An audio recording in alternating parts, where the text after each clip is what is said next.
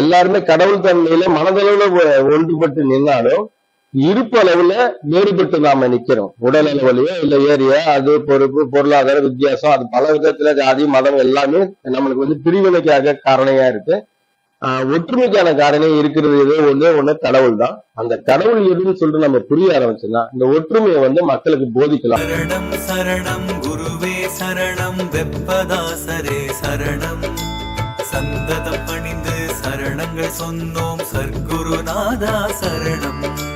சரணம் சரணம் குருவே சரணம் வெப்பதாசரே சரணம் சந்ததம் பணிந்து சரணங்கள் சொன்னோம் சர்க்குருநாதா சரணம். சகலமும் உணர்ந்து அறிவில் தெளிந்த வெப்பதாசரே சரணம். சகலமும் உணர்ந்து அறிவில் தெளிந்த வெப்பதாசரே சரணம். சஞ்சலம் தீர்த்து நல்வழி காட்டி எங்களுக்கு அருள்வாய் சரணம்.